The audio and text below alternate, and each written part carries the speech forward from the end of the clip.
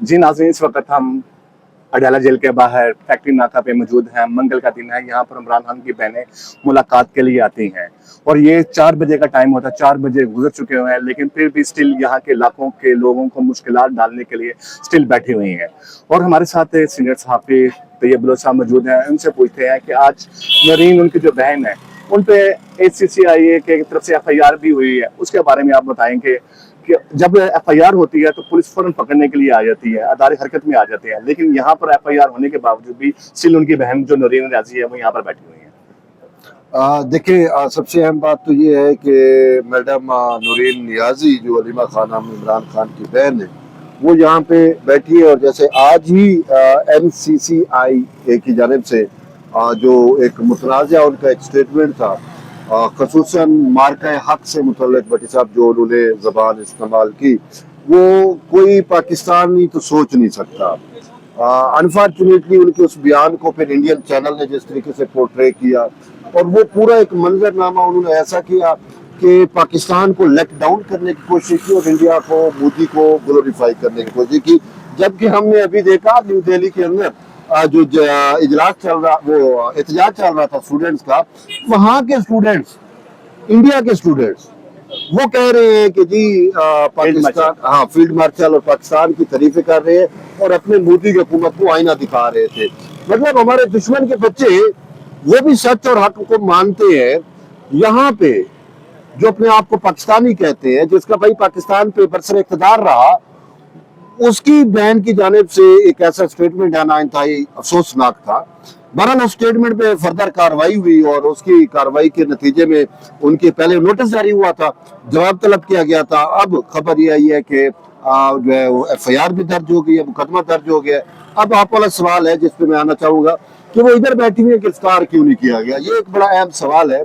अब गिरफ्तारी कब आनी है, कैसे आनी है, ये ना मैं बता सकता हूँ ना आप बता सकते। ये तो उन्होंने, जिन्होंने मुकदमा दर्ज किया है, वो ये कर सकते हैं कि आया उनको इनकी गिरफ्तारी मकसूद है, नहीं है, या ये इनको सिर्फ इस वजह से FIR दर्ज की गई है ताकि वो उस मुकदमे में इन पर्सन पेश हो जाए। तो अब वो देखना है कि इनका क्या उसमें रहता है कि इस केस को कैसे लेती है।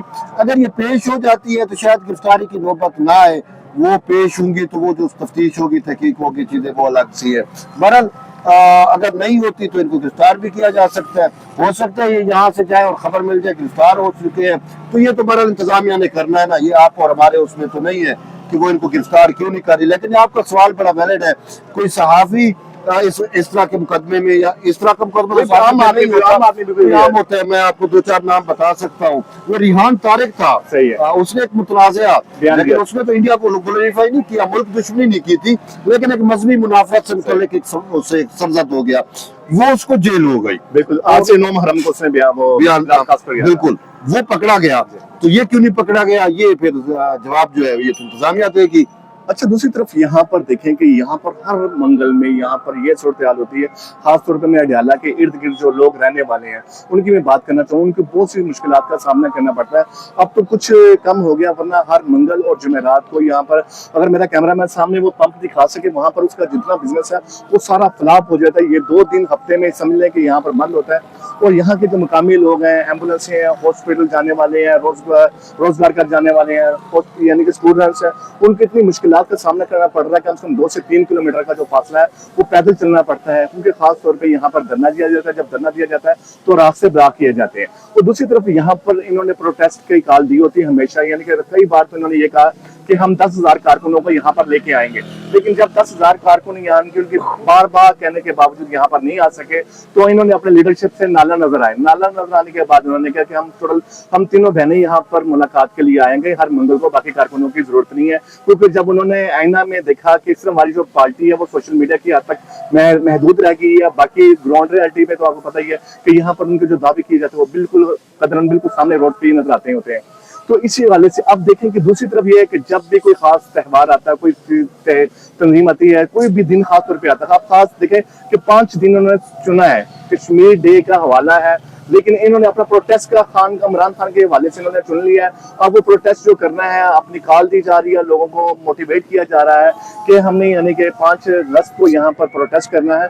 और इस हवाले से मैं तैयब भाई से फिर दोबारा पूछता हूँ कि इसके हवाले से आप देखेंगे कि क्या इन्होंने एक मूवमेंट भी चलानी थी, फोर्स भी बनानी थी, और आज कोर्ट में इनके जो सीएम है उसके बारे में हरिंग भी हुई थी, सोहेल अफरीदी के बारे में भी, और ये करना क्या चाहते हैं हमारे प्यारे वतन के साथ? देखिए, ये क्या करना चाहते हैं तो सबके पता है कि इनका एजेंडा क्या है और ये क्या कर रहे हैं। जो कुछ इन्होंने करना है या जो कुछ ये कर रही है वो किसी ढका छुपा नहीं है। देखें, इनके पीछे इलेक्शन कमीशन ऑफ पाकिस्तान के अंदर जो सबमिटेड रिकॉर्ड है, जिसे आप स्टेट रिकॉर्ड कह सकते हैं, वो रिकॉर्ड चेक के कह रहा है कि पीटीआई के पीछे फॉरेन फंडिंग है। जब फॉरेन फंडिंग की बात आती है तो हमें जो 2 मुल्क नजर आते हैं जो इनके रिकॉर्ड के मुताबिक भारत और इसराइल। भारत और इसराइल की बात आती है तो यही 2 मुल्क हमने मई के अंदर देखे कि पाकिस्तान की सालमियत और पाकिस्तान की खुद मुख्तारी पे बरह रास्त हमलावर हुए। तो अगर आप ये सारे नेक्सेस को, सारी चीजों को जोड़ें, डॉट्स जोड़ें, तो आप इजिली अंडरस्टैंड कर सकते हैं कि पीटीआई का जो सियासत क्या है, पीटीआई का मरकज वो ऑब्जेक्टिव क्या है, वो यही है। मुख्तसर एजेंडा कहने का मकसद है कि बरूनी मालिक का पूरा हाथ है, और खास तौर पर जो हमारे दुश्मन मालिक हैं उन्हीं के पैरोकार पे ये काम हो रहा है। बिल्कुल, जिनकी फंडिंग है वो इनसे काम भी लेते हैं, काम ले भी रहे हैं, मुल्क में इंतशार कराना, मुल्क में फितना पैदा करना। अब पीटीआई का, वो पीटीआई वाला जिसको शऊर कहते हैं, अब उस शऊर को भी अगर आप मापें कि ये पाकिस्तान के खिलाफ हर उसके साथ खड़े होते हैं जो देखें, इनकी अगर आप तरतीब देखें कि ये जब इंडिया पाकिस्तान जंग हुई मई के अंदर, ये इंडिया के साथ थे और कह रहे थे कि हमें शऊर दिया। 9 मई 10 मई वाला इवेंट देख ले। फिर उसके बाद बीएलए ने जब हमले किए, 10 इवेंट के बारे में कहूंगा तो पाकिस्तान का हर तंजीम, हर सियासत, बच्चा पाक फौज के साथ उस वक्त खड़ा था। उसी पे तो मैडम नूरीन का ये बात सामने आई, या मैडम अलीमा का भी था कि ये नूरा कुश्ती है, वो स्टेटमेंट सामने आई। फिर इसी तरीके से जाफर एक्सप्रेस पे अटैक होता है, बीएलए अटैक करती है, बीएलए फितना करती है, तो ये बीएलए के हमनवा हमें नजर आते हैं। इसी तरीके से अफगानिस्तान की मिसाल ले, बिल्कुल, हम अफगानिस्तान के साथ वार में गए, पाकिस्तान जो है तो ये उस अफगानियों को या तालिबान को ग्लोरीफाई कर रहे थे। इसी तरीके से ये मौला फजल रहमान के गुण गा रहे थे जो उसने शोधा की तस्दीक की। और इसी तरीके से ये अब जॉइंट अवामी एक्शन कमेटी की जो है उसकी हिमायत कर रहे हैं कि जो कश्मीर में रियासती अमन को तहबाला करने की कोशिश कर रही है। तो ये सारी चीजें देखिए, जिसको ये शऊर कहते हैं, ये शऊर बेसिकली बेशऊरी है पाकिस्तान से मुतल्लिक, पाकिस्तान की रियासत से मुतल्लिक। और इनको वो शऊर जो है वो मोदी का शऊर है, वो इसराइल का शऊर है, जो उसको ये शऊर बना के जिन्होंने यहाँ पे इसको लॉन्च किया हुआ है। अच्छा तैयब भाई, मैं आखिरी सवाल आपसे करूंगा। मैं ये सब ये पूछना चाहूंगा कि आप समझते हैं कि पीटीआई की जमात इलेक्शन नहीं जीतना चाहती थी आजाद कश्मीर में, जिसकी वजह से उन्होंने बाइकाट किया? नहीं, वो छोटी सी बात है। अब पीटीआई का बाइकाट, पीटीआई तो हमेशा हमें देखते हैं कि जहाँ पॉलिटिकल प्रोसेस होता है, पीटीआई देखती है कि वो उस पॉलिटिकल प्रोसेस को ऐसा उस तरीके से नहीं हैंडल कर पा रही, तो वो साइड पे हो जाती है। अभी कश्मीर की आप बात कर रहे हैं, तो कश्मीर में पीटीआई के पास लोग ही नहीं थे खड़ा करने के लिए। वो पहले उनकी हुकूमत बन गई थी, क्योंकि वो वफाक में हुकूमत में थे तो उनकी हुकूमत बन गई, लेकिन अभी उनके पास वो चीजें नहीं थी। तो इसी वजह से पीटीआई जो है उसने राय फरार इख्तियार करना मुनासिब समझी। और इसी वजह से बैरिस्टर गौर से भी सवाल हुआ तो उसने कहा कि हमने कलअदम अवामी एक्शन कमेटी के साथ हिमायत में हमने दस्तबरदारी नहीं की थी, बल्कि हमने दीगर वजूहात की बिना पर, वो कह रहे थे कि हमें बतौर पार्टी सिंबल इलेक्शन नहीं लड़ने दिया जा रहा, हमारी पार्टी का वजूद नहीं है कश्मीर में, तो हम मेरा अंदाजा हो गया था गिलगित बल्तिस्तान में जो इनसे रिजल्ट मिले हैं, जो सूरत हाल अवाम ने इनको वोट दिया, उस चुनाव में मेरे हिसाब से भट्टी साहब मुख्तसर ये है कि इनको अंदाजा क्या हो गया था, इनको तो हर मंगल को भी यहाँ पे अंदाजा होता है।